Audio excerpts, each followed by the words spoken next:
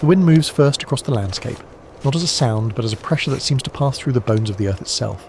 It rolls over uneven ground, over fields and ridges, over places where grass grows thin and stubborn, and then it slows near something that does not belong in any simple reading of nature. Massive stones rise from the soil in quiet defiance of time. Some stand upright like frozen sentinels, others lie collapsed, tilted, half buried as if the earth has been trying for millennia to swallow them and failed. Their surfaces are worn, but not erased. They carry edges that suggest intention, not randomness. Even in their broken state, they feel arranged. Building something out in certain valleys, the stones form rough massive. Circles. In others, We they must stretch into warn the linear others. alignments that cut across hills and shallow basins. From a distance, They were enormous, appear almost carved accidental, from the very like scattered mountain debris itself. from some forgotten catastrophe. When they walked, But as the the viewpoint ground shifts, shook and the patterns begin to trees emerge wept that resist dust. coincidence. Blocks of stone weighing many tons sit balanced in positions that would require deliberate placement. Some are stacked in ways that seem impossible for unassisted human strength alone, at least by any familiar historical standard. The silence around them feels heavy, not empty, as if the landscape is holding back an explanation it once knew, but no longer remembers. No single culture, no single period, no single region owns these structures. They appear in coastal plains, high plateaus, dense forests, and dry deserts. They appear in places separated by oceans, separated by thousands of years of recorded history. Yet they share a strange commonality scale that exceeds expectation, and purpose that is no longer fully readable. Some stones are carved with precision so fine that modern observers struggle to understand the tools that created them. Others are rough but positioned with a consistency that suggests careful planning rather than random assembly. Before modern archaeology began to classify and measure these sites, local traditions often filled the silence with stories. In many regions, the stones are described as remnants of giants, or the work of gods who walked briefly among humans and left behind evidence of their passage. Document this In layer other places, before they're proceeding. tied to ancestral kings, forgotten wars, or cosmic events that reshaped the land. These stories differ in detail, but they share a common instinct. The recognition that ordinary explanations feel insufficient when standing in front of something so large, so deliberate, and so old. Before going deeper into this unfolding mystery, take a moment to like the video and subscribe. If this is the kind of Secure history the and measure mystery there, you Mr. enjoy, Jones. The angle the is further precise. the story develops, 100 feet the more mark, it becomes sir. clear that Continuing. these stones are not isolated curiosities, but fragments of a much larger pattern that stretches across human memory and geological time. Modern surveys begin to reveal what earlier observers could only sense. Many of these megalithic sites are not randomly placed but positioned in relation to water sources, ancient migration routes, or geological features that suggest long-term planning. Some align with solar events such as solstices and equinoxes, while others correspond to lunar cycles that require careful long-term observation of the sky. Even when erosion has softened their edges, the underlying geometry persists. It survives weather, vegetation, and the slow reshaping of landscapes. And yet, for all the measurement and analysis, a fundamental question remains unresolved. How did societies without modern machinery move and place stones weighing tens or even hundreds of tons with such apparent precision? The answer is not uniform. In some cases, evidence points to sledges, wooden rollers, earthen ramps, and coordinated human labour. In others, the engineering demands appear to stretch these explanations to their limits. Scholars still debate whether all sites can be explained under a single model, or whether multiple independent innovations emerged across different regions and eras. What makes the mystery deeper is not only the scale of the stones, but their distribution across time. Some structures are thousands of years old, while others are relatively recent in archaeological terms, yet they share similar principles of construction. This continuity suggests that the impulse to move and arrange enormous stones is not an isolated phenomenon, but something that reappears across human history whenever conditions allow. As the light changes across these landscapes, the stones shift in appearance. At sunrise, they cast long, sharp shadows that emphasize their geometry. At midday, they flatten into silent mass. At dusk, they seem almost animated, as if returning briefly to a state of motion long after their builders have disappeared. Light transforms them again, turning them into silhouettes against a sky that has watched over them since their placement. In that stillness, they feel less like ruins and more like questions left deliberately in stone. And so the landscape holds its position. Patient and unresolved, the giant stones remain where they were placed, resisting easy explanation, waiting for the scattered evidence of human history, geology, and imagination to be brought together into something closer to understanding. Long before archaeology became a discipline of measurement and classification, encounters with massive stone structures were recorded through fragments of language, myth, and early historical observation. These early accounts do not describe the stones as sites or structures in the modern sense, they describe them as presences, something encountered rather than built.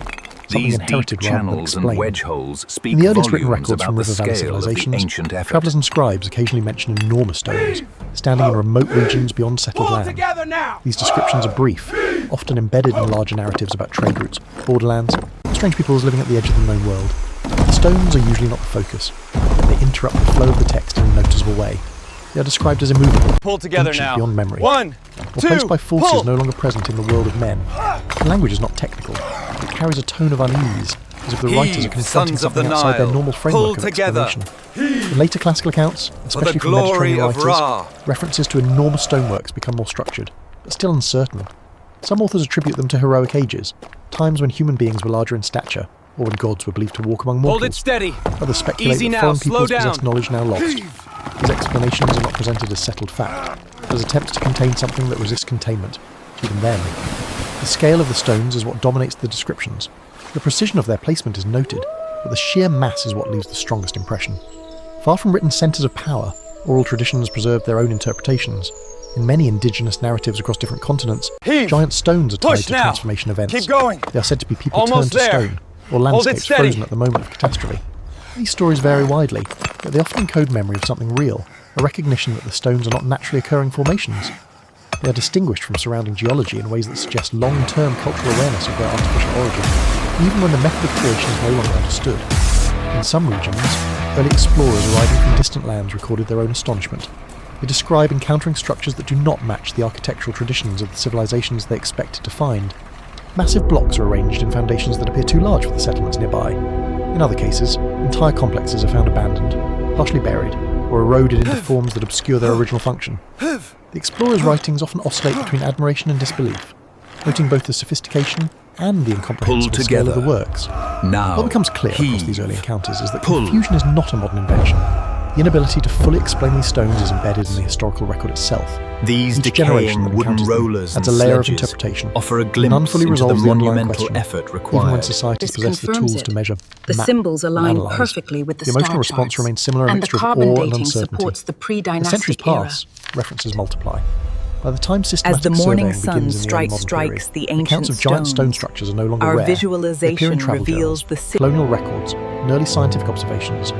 Surveyors begin to sketch plans of stone circles, alignments, terraces, and monolithic platforms. Some sites are recognised as part of local cultural history.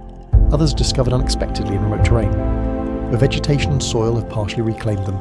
In nearly every case, the scale of the stones continues to challenge assumptions about what ancient societies could achieve. One recurring detail stands out across many of these early reports, the sense that the stones are older than the stories surrounding them. Even when local traditions attempt to explain their origin, there is often an acknowledgement that the true beginning lies beyond living memory. This creates a layered historical effect, where interpretation rests on top of deeper interpretation, and certainty becomes increasingly fragile with each added narrative. Modern archaeology eventually reframes these encounters, stripping away mythological explanations while preserving the empirical observations. Yet even within scientific frameworks, the initial reactions of early witnesses remain significant. They represent the first documented attempts to grapple with a global phenomenon that refuses simple categorization. The stones are not isolated curiosities. They are part of a distributed pattern of human behaviour that appears again and again across continents and centuries. And so the record of first encounters does not close the mystery. Instead, it reinforces it. Each description, whether mythic, exploratory, or scientific, returns to the same underlying tension between what is seen and what can be explained. The giant stones remain, as they were then and as they are now, standing at the edge of understanding, quietly resisting every attempt to fully place them within a single story of human development. As surveys expand beyond isolated discoveries, something unexpected begins to emerge. The giant stones are not rare anomalies scattered by chance. They form a pattern that stretches across continents, climates, and cultural histories that, on the surface, appear entirely unrelated. From the Atlantic coast of Europe to the highlands of Asia, from the deserts of North Africa to the islands of the Pacific. Yes, Massive I stone see it. constructions It matches appear again the structure and again, on the east each one side. carrying its own local story. Yet all sharing structural echoes that are difficult to ignore. The first layer of recognition is geographic. Many megalithic sites cluster near ancient coastlines, river systems, or elevated ridges that would have provided visibility and access to resources. This suggests practical choices by the builders, but it does not fully account for the consistency and scale. Look at the way the iron-rich Some minerals structures are involve weathering stones so here. large The that even fracturing modern pattern machinery is would require distinctly careful planning to hexagonal. move them. Yes, consistent Yet with these the cooling stones are not always patterns we placed in observed places of downstream. obvious political or economic importance. Instead, they often occupy liminal spaces, threshold zones between land and water, between fertile plains and barren highlands, between These settled aren't the regions ruins and of an open ancient wilderness. civilization, The second layer but a is structural testament to similarity. the relentless power Despite of vast wind and differences water in local sculpting architecture, the sandstone certain over patterns millennia. repeat. Upright standing stones arranged in circles or linear alignments appear in multiple regions. Large platform foundations built from precisely fitted blocks occur in distant civilizations that had no known contact. Carefully shaped blocks are often joined without mortar, relying instead on weight distribution and interlocking geometry. In some cases, precision of the fit is so exact that even a thin blade cannot be inserted between stones, a detail that continues to provoke both admiration and debate. The third layer is temporal ambiguity. 42.55. Dating methods Confirmed. reveal that megalithic Marking the grid construction reference spans now. an enormous range of time. Some sites are firmly placed within known historical periods, associated with documented societies. Others extend deep into prehistory, predating written language and organised states. What is striking is not just their age, but the recurrence of similar construction principles across different eras. The impulse to move and arrange enormous stones does not appear confined to a single cultural moment. It reappears independently, as if certain conditions repeatedly lead human groups towards similar architectural expressions.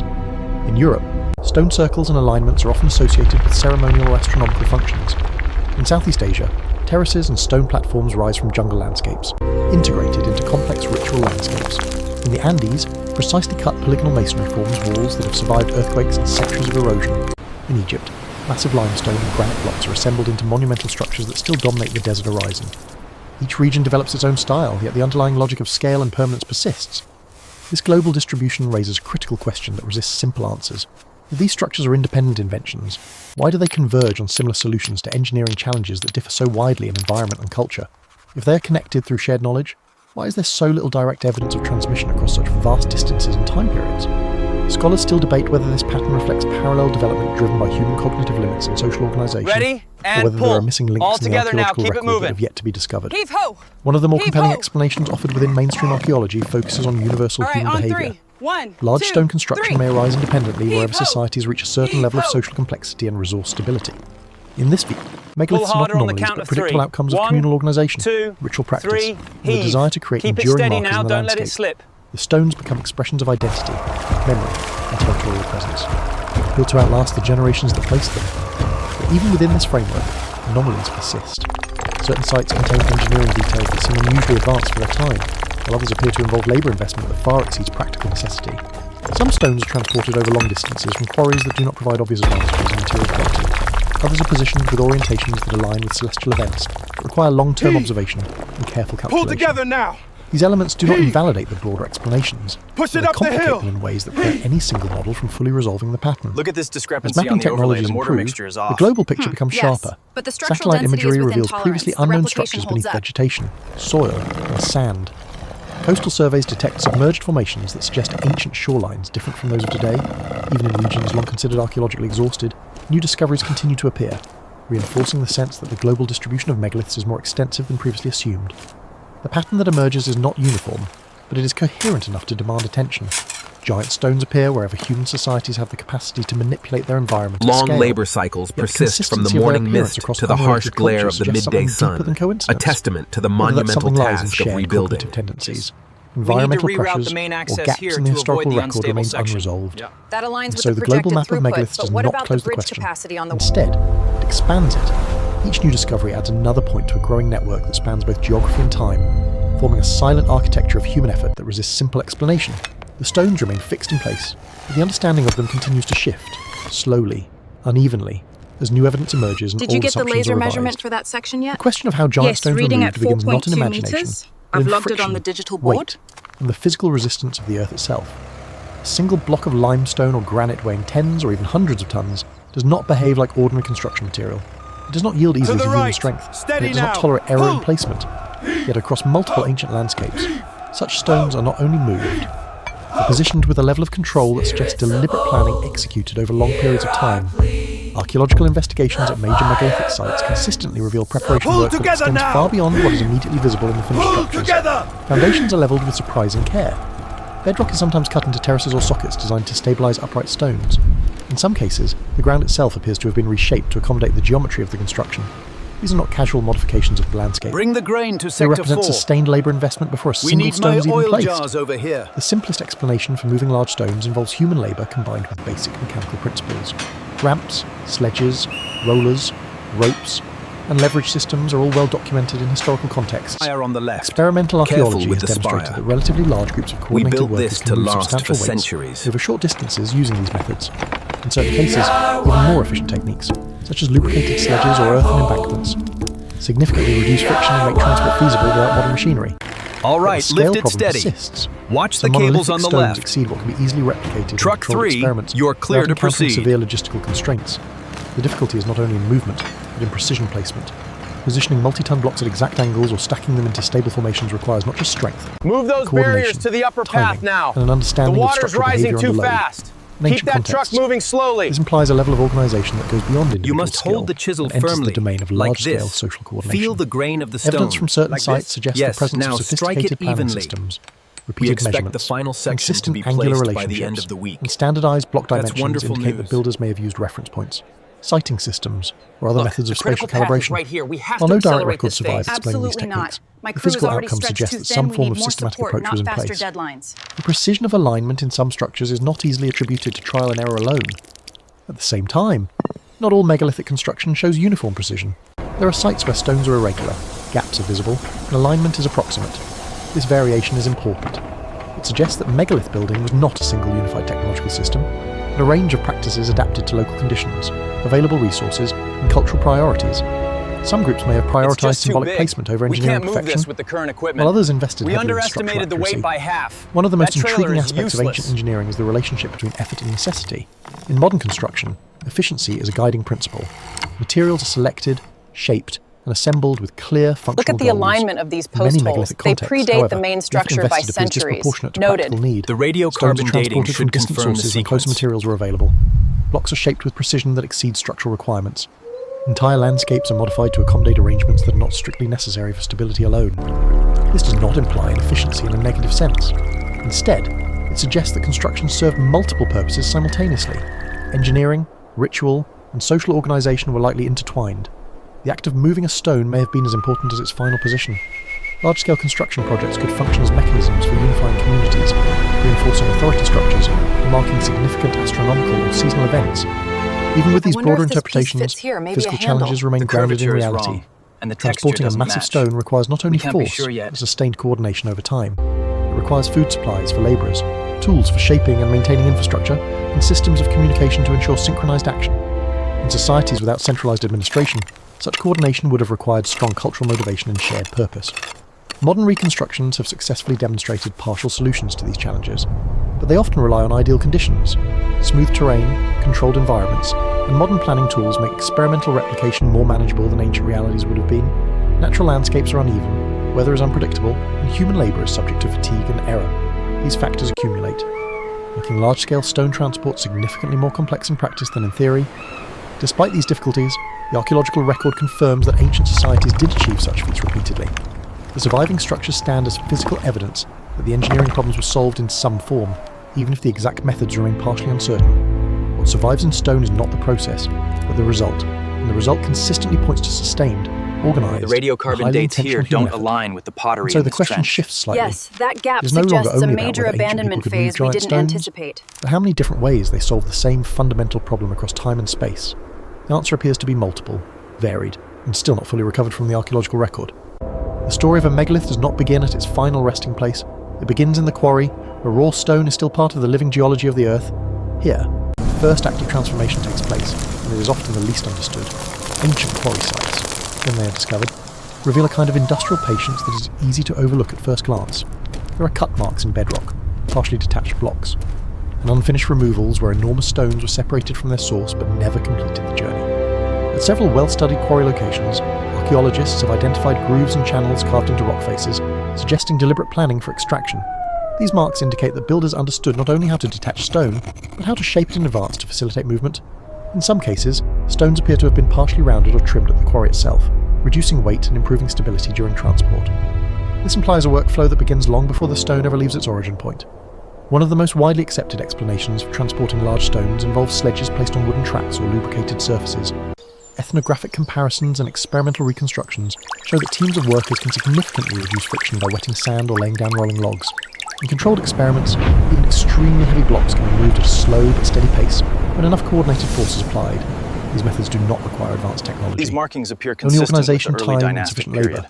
based on the Earthen pottery ramps shards we provide found. another plausible mechanism. Yes, the By stratification gradually increasing confirms that elevation with assessment. packed soil, At builders dawn could on move the stones equinox, upward or the downward without rising requiring sun vertical pierces lifting. the ancient Once a alignment, stone reached its a testament destination, to the the ramp could be sophisticated removed or astronomy of repurposed, the leaving builders. little archaeological trace.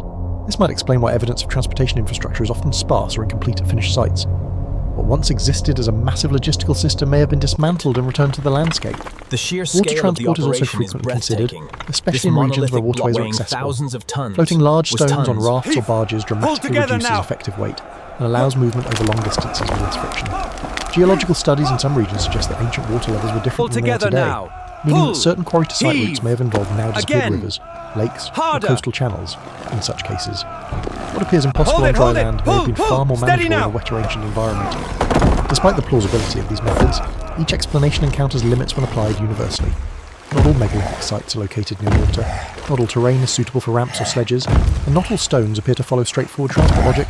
Some blocks are found far from any plausible And quarry source, again. while others are positioned in ways Steady that on the suggest left. intermediate staging areas that have not yet been identified. The archaeological record, in many Pull. cases, Heave. preserves the destination but not Pull. the full route.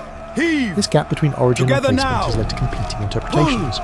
Some researchers emphasise the efficiency of known ancient technologies, arguing that gaps in evidence are due to erosion, reuse of materials, or incomplete excavation. Heave. Others point to outliers Pull. exceptionally Harder large now. stones or Together. unusually precise placements as Heave. indicators that additional, as yet unidentified methods may have been used. The debate remains active, but it is grounded in measurable data rather than speculation alone. Quarry marks themselves provide important but incomplete insight. Tool impressions show And repeated pull. patterns consistent with Harder now. hammerstones, chisels, Pull. and wedges made And of harder rock heave. or bronze, depending on the period. However, in some instances, Pull the harder smoothness on of the cut left surfaces line. raises Heave. questions about the uniformity of these Ho. techniques. Steady Certain now, surfaces steady. appear too even or too precisely fractured to be fully explained by known hand tools alone, Pull together. although erosion Pull and later together modification now. can complicate Heave. interpretation. Pull. Transport also implies To the timing. monument. Moving a single large stone is not a momentary event, but a process that can span days, weeks, or even months. This requires coordination between quarry workers, transport teams, and site engineers.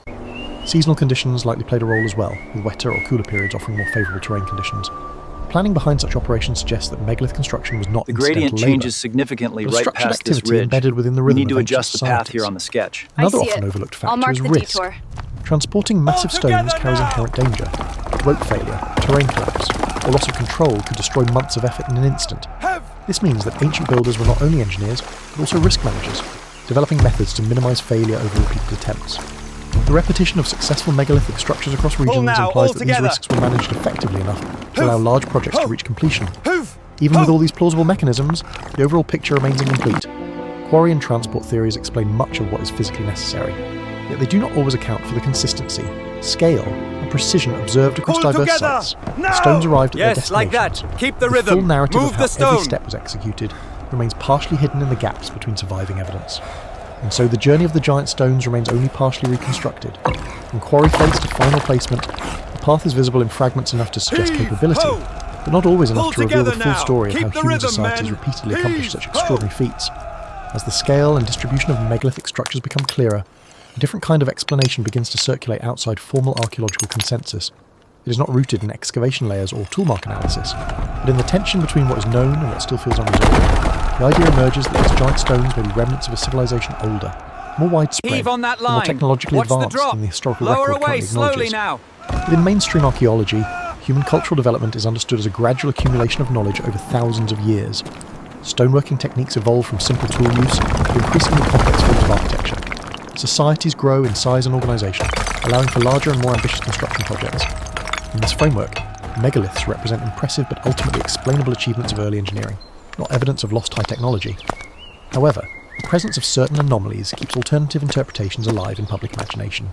Push. Some All stones are together cut now. and fitted with such precision that Heave. observers question whether Ho. known ancient tools Heave. fully account for the results.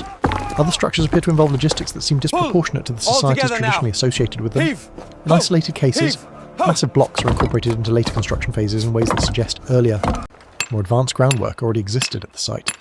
These observations have led to speculative theories proposing the existence of vanished civilizations that once possessed advanced knowledge of engineering, astronomy, and materials manipulation. In these narratives, megalithic structures are sometimes interpreted as surviving All right, fragments lift of a together global or now. semi-global culture erased And by hold it time, steady. climate change, Higher on the and left. catastrophic events. The appeal of such theories lies in their ability to unify scattered mysteries into a single coherent story. Yet the archaeological record does not support the existence of such technologically advanced, globally connected prehistoric Pull civilization. now. Lift There the are no weight. consistent traces of We industrial scale build for the production, eternal. no widespread technological artifacts that match the scale of the proposed capabilities, and no All continuous together cultural now. layer that would indicate a Heave. sudden collapse of such a Ho. society.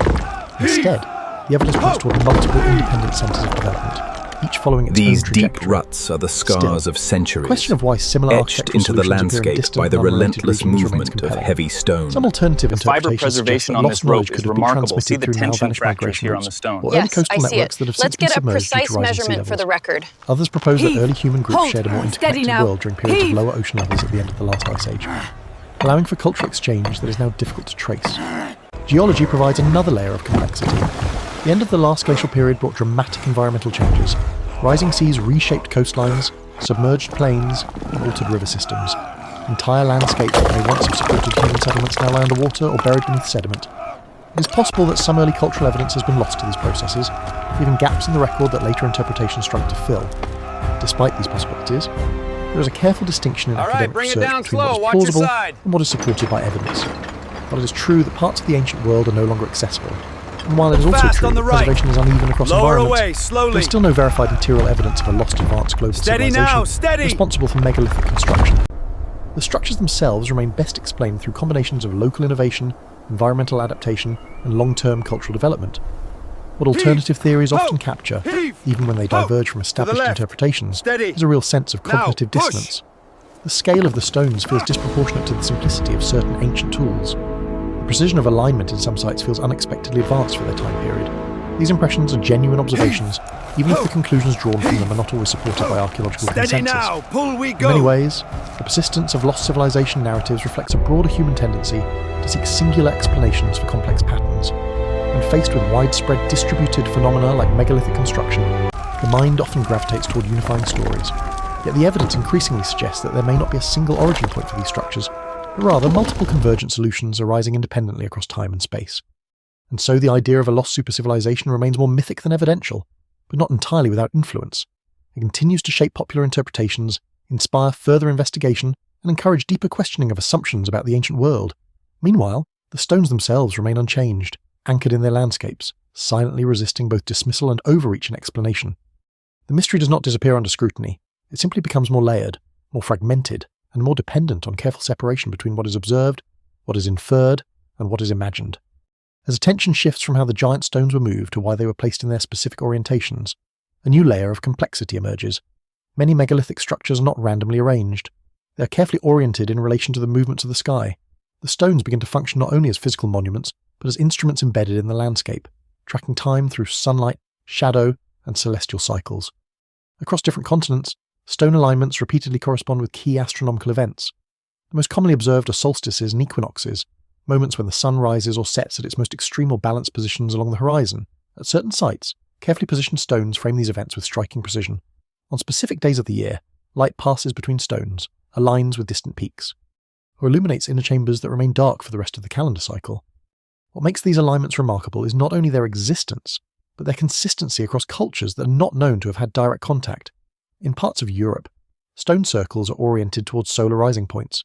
In Mesoamerica, pyramidal structures are aligned with celestial cycles tied to agricultural calendars. In parts of Asia and the Pacific, stone arrangements and platforms reflect lunar cycles and horizon-based observations. While the architectural forms differ, the underlying principle remains similar, the skies being measured through stone. This raises an important question about knowledge. Accurate astronomical alignment requires sustained observation over long periods of time. The movement of the sun, moon, and stars is not immediately obvious without careful tracking across years or generations.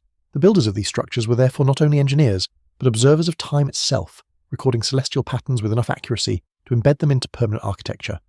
At some sites, alignments appear to track not only seasonal cycles, but longer astronomical rhythms. These include lunar standstill cycles, where the moon's rising and setting positions shift over an 18.6-year period, and in some interpretations, possible correlations with stellar movements that unfold over even longer timescales. While not all proposed alignments are universally accepted, enough confirmed examples exist to demonstrate that ancient builders possessed a working understanding of complex celestial behaviour. Yet the interpretation of these alignments is not always straightforward. In many cases, modern researchers must account for changes in Earth's axial tilt, local horizon shifts, and erosion that may have altered sightlines over millennia. A structure that appears precisely aligned today may not have been perfectly aligned at the time of construction, and vice versa. This introduces uncertainty into attempts to reconstruct ancient observational intent. Despite these complications, certain patterns are difficult to dismiss. Some stone arrangements appear deliberately designed to mark horizon points where celestial bodies rise over distant landscape features. Others form sightlines between multiple monuments, suggesting coordinated planning across larger geographical areas. In a few cases, Alignments appear to connect not just individual stones, but entire networks of sites, forming what some researchers describe as ritual landscapes structured around celestial reference points. What is particularly significant is that these alignments are not functionally necessary for construction. Stones do not need to face the sunrise in order to remain standing. Foundations do not require lunar alignment to support weight. This suggests that astronomical orientation served purposes beyond structural engineering. It likely carried cultural and ritual or calendrical significance that was deeply integrated into how these societies understood time and place. The act of embedding celestial cycles into stone may have served as a way of stabilizing time itself within the landscape. The sky changes continuously, but stone remains fixed. By aligning permanent structures with moving celestial events, ancient builders effectively created fixed reference points for tracking change. The landscape becomes a calendar, and the stones become markers of cosmic rhythm. In some regions, oral traditions preserve echoes of this relationship between stone and sky. Stories describe monuments that watch the sun, or stones that remember the seasons. While symbolic in language, these descriptions align with the practical function of marking astronomical events. Even if the original intent has been transformed through myth, the underlying observation of celestial connection persists. Still, not every megalithic structure shows clear astronomical alignment, and not every proposed alignment withstands rigorous testing. Some patterns may be coincidental, influenced by modern interpretation bias or incomplete archaeological data. This is where careful analysis becomes essential. The strongest cases are those where multiple independent lines of evidence converge orientation, repeated use of sight lines, and consistency across related structures. What remains compelling is not the idea that every stone is an astronomical device, but that a significant portion of them reflect a sustained interest in the sky. This interest appears across time and geography, suggesting that observing celestial cycles was a widespread feature of early human societies, deeply intertwined with survival, agriculture, and cultural identity. As more sites are studied with improved surveying technology, the relationship between stone and sky becomes clearer but not simpler. Each discovery adds detail without fully resolving the larger pattern. The stones continue to reflect the sky, but the full meaning of those reflections remains partially out of reach, suspended between observation, interpretation, and the limits of reconstructed ancient knowledge. The most direct clues about the origin of giant stone structures are not found in their shapes or alignments, but in the smallest traces left behind on their surfaces. Hidden in grooves, scratches, and fractures are the physical signatures of ancient labour. These marks, often invisible from a distance, become critical when examined under magnification, revealing how stone was cut, shaped, and finished. At quarry sites and construction zones, tool marks appear in repeated patterns. Some are linear and shallow, consistent with repeated strikes from stone hammers or copper chisels. Others are deeper and more irregular, suggesting wedge-based splitting techniques where wooden or metal inserts were driven into natural cracks and then expanded. These methods are well documented in later historical periods and provide a baseline for understanding earlier practices. In many cases, the marks on stone surfaces are not random. They follow directional consistency, indicating controlled force applied along planned lines of fracture. This suggests that ancient workers understood how different rock types respond to stress. Granite, limestone, and sandstone all behave differently under pressure, and successful shaping requires knowledge of these differences, even without written manuals. This implies a strong tradition of empirical skill passed down through generations. However, some surfaces present challenges to simple interpretation. Certain blocks show exceptionally smooth faces that appear too uniform to be explained by repetitive hand striking alone. While weathering and erosion can soften tool marks over long periods of time, microscopic analysis sometimes reveals patterns that do not easily match known ancient techniques. These anomalies are rare but persistent enough to generate ongoing debate among researchers. Polishing techniques also play an important role in understanding ancient stonework. In several megalithic contexts, stones were intentionally smoothed to create tight joints between blocks. This required not only shaping but finishing processes that removed irregularities at a fine scale. Experimental archaeology has demonstrated that abrasives such as sand, water, and harder stone fragments can produce surprisingly precise results when applied over long periods of time. Material sourcing provides another layer of evidence. Chemical and isotopic analysis allows researchers to trace stone blocks back to their geological origins. In many cases, the source quarries are located at significant distances from construction sites. This confirms that transport networks existed and were capable of moving heavy materials across challenging terrain. In a few notable instances, the choice of stone type appears to prioritize durability or symbolic value rather than convenience, suggesting that material selection was not purely practical. One of the most informative aspects of material evidence is the presence of unfinished or abandoned work. At certain sites, partially shaped stones remain at quarries or along transport routes. These unfinished blocks provide direct insight into construction sequences. They show the stages of shaping, the methods of separation, and sometimes even the points where projects were interrupted. In some cases, it appears that entire construction phases were halted, leaving behind frozen snapshots of ancient engineering processes. Microscopic wear patterns on tools recovered from archaeological contexts further support the picture of skilled labour. Hammerstones, chisels, and grinding implements often show consistent wear, consistent with repeated impact against hard surfaces. While metal tools degrade over time and are rarely preserved in full, their surviving fragments still carry evidence of intensive use. In earlier periods, stone tools themselves were carefully shaped to maximize durability and control. Demonstrating an understanding of material efficiency, despite this growing body of evidence, gaps remain. Not all sites yield clear tool marks, and not all surfaces preserve their original state. Environmental exposure, human reuse, and later construction phases can obscure earlier evidence. In some cases, stones were repurposed, reshaped, or incorporated into new structures, complicating attempts to reconstruct their original context. Another important factor is scale mismatch. While tool marks explain fine shaping and surface finishing, they do not always fully account for the initial movement of the largest blocks. The transition from quarry extraction to final placement often remains partially undocumented in physical evidence. This is where inference becomes necessary, supported by experimental reconstructions and indirect archaeological clues. Still, the cumulative weight of material evidence strongly supports the conclusion that megalithic structures were produced through human effort using available technologies adapted to local conditions. The precision observed in many sites is not the result of mysterious processes, but of accumulated skill, repetition, and careful coordination over long periods of time. What remains uncertain is not whether ancient people worked the stone, but how varied their methods were across regions and eras. The material record suggests a diversity of techniques rather than a single universal approach. Each site preserves a slightly different signature of human adaptation, shaped by environment, resources, and cultural priorities. In the end, the stones do not speak in words, but in marks, and those marks, though incomplete, consistently point back to human hands shaping the landscape with patience, knowledge, and sustained collective effort, even when the full story of that effort remains partially hidden beneath time. Across the world, a small number of megalithic sites stand out not because they are unique in kind, but because they concentrate so many unresolved questions in one place. These are the locations where scale, precision, age, and cultural context intersect in ways that keep drawing researchers back, generation after generation, without ever fully exhausting the mystery. One of the most studied is Stonehenge in southern England. At first glance, it appears as a circular arrangement of massive upright stones, some capped with horizontal lintels. Yet beneath that simplicity lies complex construction history, spanning multiple phases over centuries. Earlier earthworks predate the standing stones, and the monument evolves over time as different groups modify its structure. The stones themselves are not all local. Some originate from distant regions. Requiring transport across considerable distances, the exact methods remain debated, but the effort clearly involves sustained coordination across generations. Stonehenge is often interpreted as a ceremonial and astronomical site, and there is strong evidence supporting its alignment with solstices, yet its full purpose remains elusive. It does not function as a settlement, a defensive structure, or a purely utilitarian construction. It exists in a category that blends ritual, observation, and social organisation, without fully committing to any single function. This ambiguity is part of what keeps it central to discussions of ancient engineering and cultural behaviour.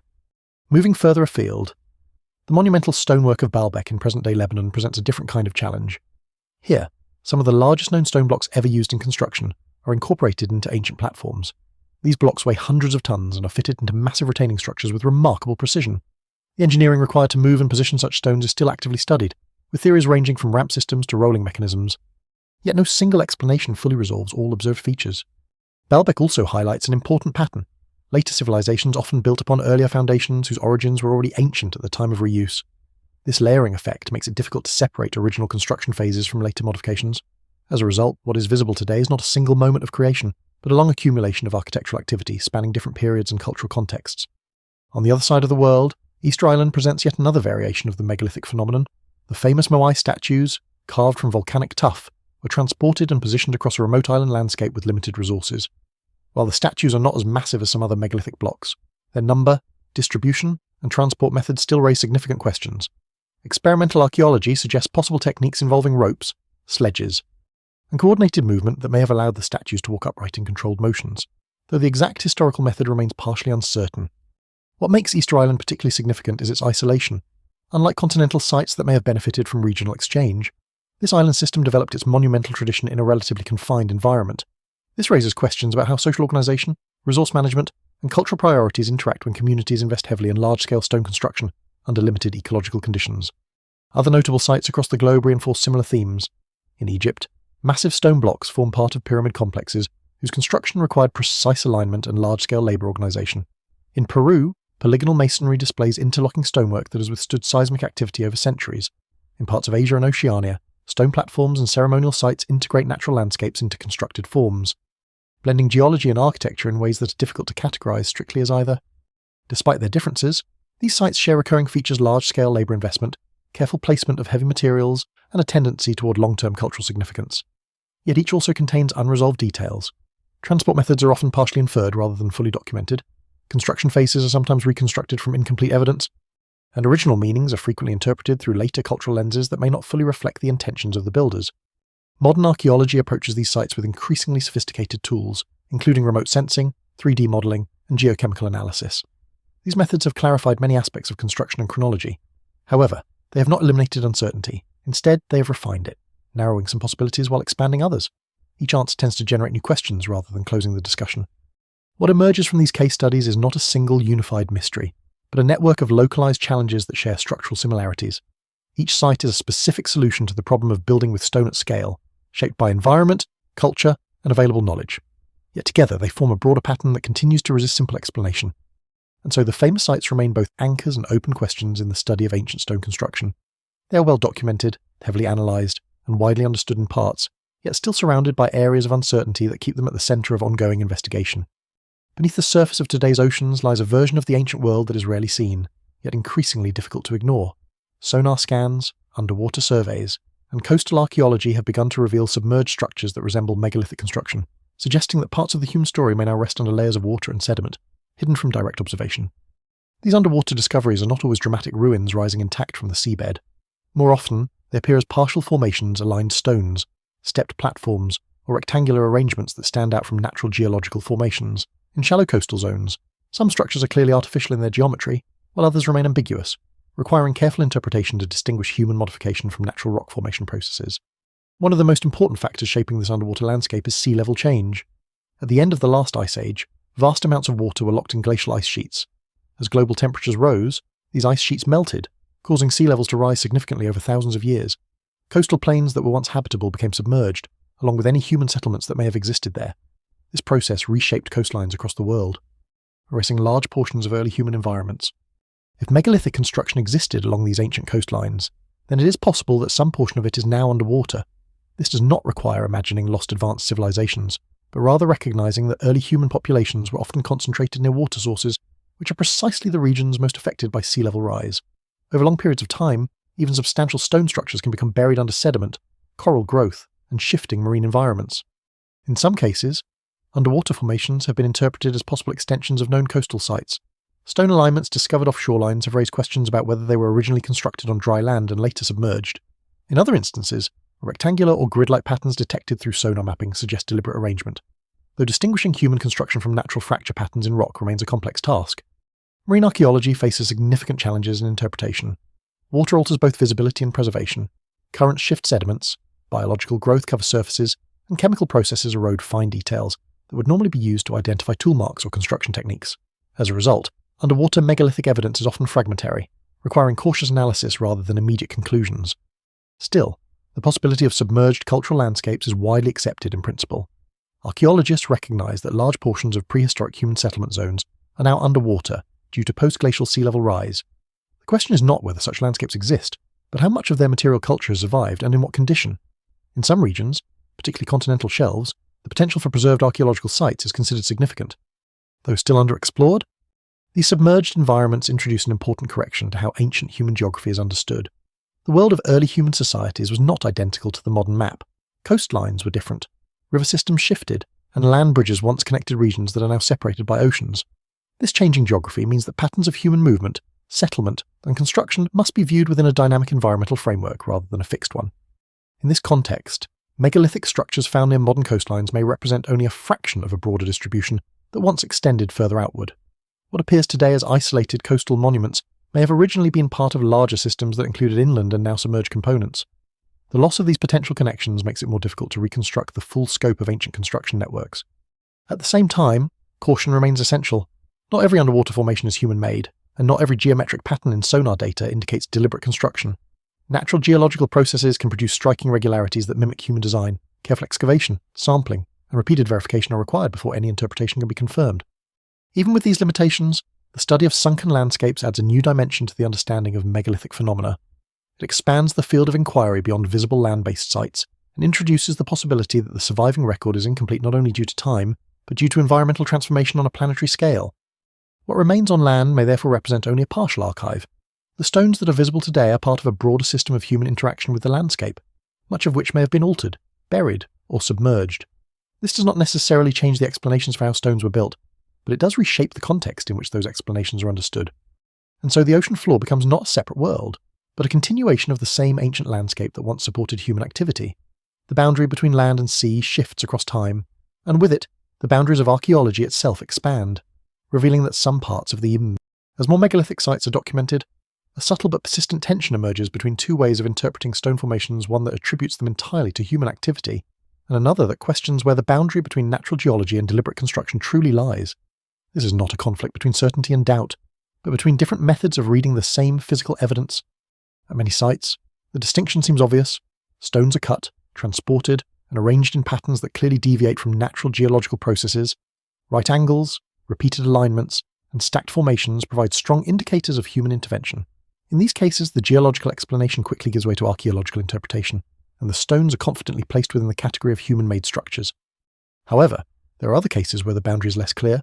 Certain rock formations exhibit patterns that appear unusually regular, especially when viewed at scale. Natural fracturing in basalt, sandstone layering, or erosion patterns in limestone can produce shapes that resemble blocks, columns, or even stacked arrangements. Over long periods of time, wind, water, and temperature fluctuations can sculpt rock into forms that mimic intentional geometry. This overlap between natural form and human design becomes particularly challenging in heavily weathered environments. Desert landscapes, coastal cliffs, and high-altitude plateaus can all produce visually striking formations that initially suggest construction. Without careful examination, it is easy to project human intention onto structures that are entirely geological in origin. This phenomenon is well known in archaeology and geology, and is treated with caution during initial surveys. At the same time, there are confirmed sites where human modification of natural formations is evident. Ancient builders often incorporated existing rock outcrops into their designs, carving, reshaping, or extending them into larger structures. This blending of natural and artificial elements creates hybrid landscapes where the original geology and human intervention are deeply intertwined. In such cases, separating nature from construction becomes not only difficult, but sometimes conceptually unnecessary, as both elements contribute to the final form. The challenge intensifies when considering erosion over long timescales. Weathering can soften tool marks, obscure edges, and collapse structural features, making ancient human modifications appear more natural than they originally were. Conversely, natural formations can break in ways that produce sharp edges or flat surfaces that resemble deliberate shaping. Time, in this sense, acts as both a sculptor and an obscurer, complicating attempts to reconstruct original conditions. Modern analytical techniques help address these uncertainties. High-resolution scanning, microscopic surface analysis, and geological profiling allow researchers to distinguish between fracture patterns caused by tools and those produced by natural forces. Differences in stress distribution, surface microstriations, and material displacement often provide clues about whether a surface was intentionally modified, while not always definitive. These methods significantly improve interpretive accuracy. Despite these advances, interpretive disagreements still arise, especially in borderline cases. Some formations remain ambiguous even after detailed study, leading to cautious classification or ongoing debate. In these instances, the scientific approach emphasizes probability rather than absolute certainty, acknowledging that some features may never be fully resolved due to the limitations of preservation and available evidence. The broader implication of this debate is not that megalithic structures are natural formations, but that nature and human activity often interact in more complex ways than simple categories allow. Ancient builders did not work on a blank canvas. They worked with existing landscapes, adapting, modifying, and sometimes enhancing natural features to suit cultural or practical needs. The result is a continuum rather than a strict division between geology and architecture. This continuum also helps explain why some megalithic sites appear so integrated into their surroundings. Stones are not always isolated objects placed onto the landscape. In many cases, they are extensions of it, shaped in dialogue with the terrain rather than imposed upon it. Hills become foundations, cliffs become walls, and natural stone formations become part of constructed systems that blur the line between environment and design. Understanding this relationship requires shifting perspective from seeing stone structures as static objects to viewing them as evolving interactions between human intention and geological possibility. The landscape itself becomes an active participant in the formation of these sites, offering constraints, opportunities, and materials that shape the final outcome. And so the question is not simply whether a formation is natural or artificial, but how much of each is present within it. In many cases, the answer lies somewhere in between, reflecting a long history of adaptation and modification rather than a single moment of creation. The stones, in this sense, are not just evidence of human capability, but also records of how humans have always worked within the deeper structures of the natural world, negotiating with it, reshaping it, and being shaped in return. When modern researchers attempt to understand the construction of ancient megaliths, one of the most practical approaches is to recreate the conditions under which they may have been built. Experimental archaeology steps away from speculation and instead focuses on physical demonstration, testing whether proposed methods can actually work under real-world constraints of weight, terrain, and human effort. These experiments often begin with scale models and gradually move toward full-size trials. Simple techniques such as rope dragging, wooden sledges, and earthen ramps are tested first in controlled environments. Even at this stage, the results are revealing. With enough coordinated labour, friction can be reduced significantly, and heavy blocks can be moved farther than intuition initially suggests. Wet sand, lubricated tracks. And rolling logs all demonstrate measurable improvements in efficiency. As experiments scale up, the complexity increases dramatically. Moving a multi-ton stone is not only a question of force, but of coordination. Teams must synchronize pulling, steering, and stabilizing actions while navigating uneven terrain. Small errors accumulate quickly, and what appears manageable in theory becomes difficult in practice. These challenges mirror the logistical demands inferred from ancient construction sites. One of the most well-known replication efforts involves large stone dragging experiments, where teams of participants attempt to move blocks across simulated ancient landscapes. These trials have shown that, under ideal conditions, even very heavy stones can be transported using methods consistent with archaeological interpretations. However, these successes often depend on careful preparation, modern safety oversight, and controlled environments that reduce many of the unpredictable variables present in ancient settings. Another area of experimentation focuses on lifting and positioning. Raising large stones into vertical positions or stacking them into stable formations requires precise control. Earthen ramps, wooden scaffolding, and incremental adjustment techniques are commonly tested. These methods can achieve impressive results, but they also highlight the time-intensive nature of such work. What might appear as a simple placement often requires prolonged adjustment and repeated correction. Despite these achievements, replication studies also expose important limitations. Certain ancient structures involve stones of exceptional size and precision that remain difficult to reproduce without modern machinery. While smaller or moderately large blocks can be moved and positioned successfully, the extreme upper range of megalithic construction continues to challenge full-scale experimental reproduction. This does not imply impossibility, but it does suggest that additional efficiency strategies, now lost or unrecorded, may have been used. Experimental archaeology also reveals something less obvious but equally important: the role of organisation. Successful replication is not just about physical strength, but about leadership, communication, and planning. Teams must coordinate dozens or even hundreds of participants, assign roles, manage timing, and maintain consistent effort over extended periods. This reflects the social dimension of ancient construction, where engineering and governance were deeply interconnected. In some experiments, researchers attempt to reconstruct entire workflows, from quarry extraction to final placement. These simulations show that the process is not linear but cyclical. Stones may need to be readjusted multiple times, transport routes refined, and tools repaired or replaced. Delays are inevitable, and progress depends on persistence as much as technique. This aligns with archaeological evidence suggesting that many megalithic projects took years or even generations to complete. Environmental factors also play a critical role. Rain transforms soil into mud, increasing friction or making paths impassable. Dry conditions can harden terrain, reducing grip for sledges or rollers. Seasonal changes influence both labour availability and ground stability. Experimental studies highlight how sensitive ancient construction would have been to these variables, reinforcing the idea that timing and environmental awareness were essential components of the process. While no experiment can fully recreate the ancient world, these reconstructions provide valuable constraints. They demonstrate what is possible within known physical laws and human capabilities, even under challenging conditions. At the same time, they clarify the boundaries of current understanding, showing where assumptions remain untested or incomplete. Importantly, experimental archaeology does not aim to prove a single definitive method. Instead, it expands the range of plausible solutions. Multiple techniques may have been used in different regions or periods, reflecting the diversity already observed in the archaeological record. What emerges is not a single answer, but a spectrum of workable strategies shaped by environment, culture, and available knowledge. In the end, these experiments bring the mystery closer rather than resolving it completely. They confirm that ancient people were capable of extraordinary engineering feats, but they also reveal how much coordination, time, and ingenuity would have been required. The stones remain physically explainable, yet the full human story behind them retains its depth and complexity. Behind every massive stone that stands today lies something less visible than engineering organisation. The movement and placement of megaliths does not depend solely on strength or tools, but on the ability of ancient societies to coordinate human effort across time, space, and uncertainty. Without that coordination, even the simplest transport method would collapse under its own complexity. Archaeological evidence increasingly suggests that megalith construction was not an isolated task carried out by small groups, but a structured activity involving large portions of local populations. Seasonal labour patterns likely played a key role. Agricultural cycles would have freed groups of people at specific times of the year, allowing them to be mobilised for construction projects without disrupting food production. This creates a rhythm where building and farming are interwoven parts of the same social system. Such coordination implies leadership structures capable of planning beyond immediate survival needs. Whether these were centralised authorities, ritual leaders, or distributed communal systems varies by region. but the scale of effort required suggests some form of decision-making hierarchy. Resources had to be allocated, labour organised, and long-term goals maintained across years or even generations. In many cases, the completion of a structure may have extended beyond the lifespan of its original planners. The social function of megalith construction may have been as important as its physical outcome. Large building projects create shared purpose. They bring communities together in sustained effort, reinforcing social bonds and collective identity. The act of moving a stone weighing many tons is not only an engineering challenge but a social event, one that requires trust, coordination, and shared belief in the value of the task. Ethnographic parallels from historically documented societies show that large-scale construction often serves multiple roles simultaneously. It can mark territorial boundaries, commemorate ancestors, reinforce political authority, or align with religious and astronomical beliefs. In many cases, these functions overlap, making it difficult to separate practical, symbolic, and social motivations. Megalithic structures likely operated within this same multi-layered framework. Labour organisation at this scale also requires systems of communication.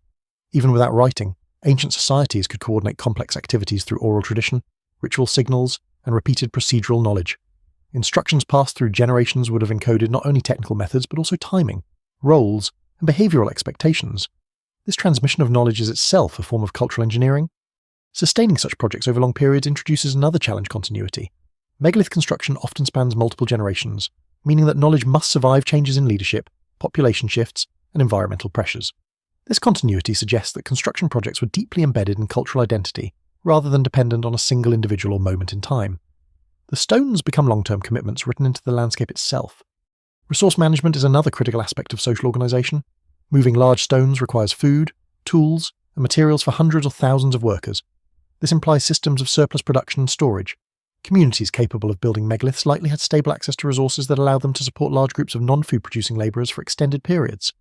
This level of economic organisation reflects a degree of social stability that is often underestimated in discussions of ancient societies. At the same time, not all megalithic projects appear equally demanding in terms of labour intensity. Some structures are relatively small and could have been built by limited groups over short periods. Others represent massive collective undertakings. This variation suggests that megalith construction was not a uniform cultural requirement, but a flexible practice adapted to different social scales and motivations. Conflict and cooperation likely both played roles in shaping these projects. Large constructions can unify communities, but they can also concentrate power and resources, potentially creating social tensions. Archaeological evidence does not always preserve direct signs of conflict related to construction, but the scale of organisation required implies complex internal dynamics that are not fully visible in the material record. What emerges from this perspective is that the stones are not only engineering achievements, but also social artefacts. They encode relationships between people as much as they encode technical knowledge. Every block placed reflects decisions made by groups working together under shared constraints, whether practical, symbolic, or environmental. Even when the physical methods of construction are understood, the social mechanisms behind them remain partially hidden. We can reconstruct tools, estimate labour, and model transport systems, but the lived experience of coordination, how people were motivated, organised, and sustained through years of effort remains largely inaccessible. And so the megaliths stand not only as monuments of stone, but as silent records of social systems that were capable of organising human effort on a remarkable scale. Their endurance in the landscape reflects not just engineering skill, but the depth of cooperation that once made such construction possible. Even after centuries of measurement, excavation, and reconstruction, the study of giant stone structures still contains gaps that refuse to close. Most megalithic sites fit comfortably within known patterns of human behaviour and engineering capability, yet a small but persistent set of anomalies continues to challenge neat classification. These are not dramatic contradictions, but subtle inconsistencies that accumulate across regions and time periods. One category of anomaly involves scale. While many stones can be explained through known transport and lifting techniques, certain individual blocks push the upper limits of what experimental archaeology has comfortably demonstrated. These outliers do not invalidate established methods, but they raise questions about efficiency, coordination, and whether additional techniques now lost or simply unrecognised may have supplemented known approaches. Another category involves precision. In some structures, stone surfaces meet with such tight seams that modern observers still debate how consistently such fits were achieved using ancient tools. While repeated abrasion, careful shaping, and incremental adjustment can produce remarkable results, the uniformity observed in certain cases suggests a level of control that remains difficult to fully replicate without modern measurement systems. Whether this reflects exceptional skill, long refinement of technique, or selective preservation of the best examples remains open to interpretation. Chronological anomalies also appear in the record. Some megalithic sites show evidence of multiple construction phases separated by long periods of abandonment or reuse. In these cases, later builders incorporate earlier stones into new layouts, creating layered structures that blur the boundary between original intent and later adaptation. Dating these phases precisely is often challenging, and small discrepancies in interpretation can lead to significantly different historical reconstructions. There are also spatial inconsistencies. Certain sites appear isolated, with no nearby evidence of settlement or supporting infrastructure that would normally be expected for large construction projects, while erosion, population movement, and incomplete excavation can explain many of these gaps. The absence of clear contextual remains in some cases still complicates attempts to fully reconstruct the surrounding cultural landscape. Environmental transformation adds another layer of uncertainty. Over thousands of years, landscapes shift dramatically. Rivers change course, coastlines move, forests expand or recede, and sediment accumulates. Sites that once existed within dense cultural networks may now appear remote or disconnected simply because the surrounding evidence has been altered or lost. This makes it difficult to distinguish true isolation from the effects of deep time environmental change. Interpretation itself introduces further complexity. Archaeological understanding evolves as new methods and data become available. Earlier assumptions are frequently revised, and some interpretations that once seemed certain are later reconsidered in light of improved analysis. This does not undermine the field, but it highlights the inherent instability of reconstructing ancient activity from incomplete physical records. Even tool evidence, often considered one of the most reliable indicators of human activity, is not always straightforward. In some cases, tool marks are clear and consistent. In others, surfaces are too weathered or modified to allow precise identification of techniques. Occasionally, the same site contains both highly legible and heavily obscured evidence, making it difficult to form a single unified interpretation of construction methods. Despite these uncertainties, the overall picture remains grounded. There is no need to invoke extraordinary mechanisms to explain the existence of megalithic structures. Human societies, given sufficient time, organisation, and environmental stability, are capable of producing complex and large-scale works. The anomalies that remain do not overturn this conclusion, but they do prevent it from becoming overly simplified. What these unresolved details ultimately reveal is not failure of understanding, but the limits of preservation. Stone survives far longer than wood, textiles, or organic materials, but it does not preserve the full context of human activity. The tools, the planning systems, the temporary structures, and much of the labour infrastructure have largely disappeared. What remains is the final stage of a much longer process. In this sense, the missing answers are not necessarily hidden in the stones themselves, but in what once surrounded them.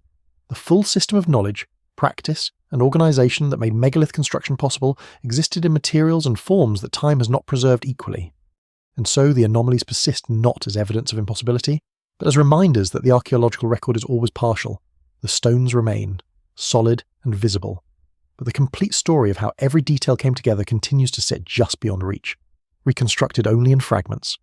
The giant stones remain in place, unchanged by the centuries of debate that surround them. Weather continues to move across their surfaces, slowly softening edges that were once sharply defined. Moss, lichen, and shifting soil gradually reshape their outlines, but the underlying mass endures. What was placed in the landscape continues to resist disappearance, even as the world around it transforms.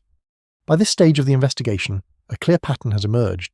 The stones are not isolated curiosities, nor are they inexplicable anomalies. They belong to a broad and persistent tradition of human interaction with the material world, one that spans continents and stretches across deep time. Societies repeatedly chose to move, shape, and arrange stone at scales that required long-term planning, collective effort, and sustained cultural motivation. The explanations for how this was achieved are no longer speculative in a vague sense. Archaeology, experimental reconstruction, geological analysis, and historical comparison together form a coherent framework. Ramps, sledges, leverage systems, water transport, quarry planning, and coordinated labour all provide partial answers that, when combined, account for a large portion of observed structures. The picture that emerges is one of human capability operating within the constraints of environment and technology, not outside them. And yet, even within this clarity, something remains unresolved not in the sense of contradiction, but in the sense of incompleteness. The stones preserve outcomes, not experiences. They show what was achieved, but not fully how it was felt, organised, or maintained across generations. The human dimension behind them is only partially recoverable, filtered through fragments of material evidence and interpretation. Time has removed much of what would have made the picture complete. Organic materials have decayed, temporary structures have vanished, oral traditions have shifted or been lost. What remains is the most durable layer stone set against stone, arranged in forms that still echo the intentions of their makers, even if those intentions are no longer fully legible. Standing before these structures today, the scale is still the first thing that registers. It is not only their size, but their persistence. They were built into landscapes that continue to change, yet they remain anchored in place, outlasting the societies that created them. In this sense, they function less like objects and more like long-term markers of human presence in the environment. Modern understanding has brought the mystery closer to resolution, but not to closure. Each new discovery refines the boundaries of what is known, while also revealing additional layers that require further explanation. This is not a failure of knowledge, but a reflection of how complex ancient human systems truly were. Large-scale construction was never a single act, but a process embedded in social, environmental, and cultural continuity. As the focus shifts away from searching for a single overarching explanation, a different perspective becomes clearer. The giant stones are not asking to be solved like a puzzle with one final answer. They are better understood as records of repeated human choices made under different conditions, each instance shaped by its own local realities yet contributing to a broader pattern of behaviour. In the quiet that surrounds these sites today, there is no need to imagine lost civilizations or extraordinary unknown forces. What remains is something more grounded and, in many ways, more remarkable: the sustained ability of human communities to organise effort, shape landscapes, and leave behind structures that continue to speak across millennia, even when the details of their creation have softened with time. The mystery does not vanish, but it changes form. It moves from questions of possibility to questions of memory, preservation, and interpretation. The stones no longer stand as unsolved problems, but as enduring witnesses to the depth of human cooperation and the long reach of ancient intent. And as time continues forward, they remain where they have always been silent, immense and patient, holding within their arrangement the trace of countless hands that once shaped them, and the reminder that even the most solid things in the world are still part of a much longer unfolding story.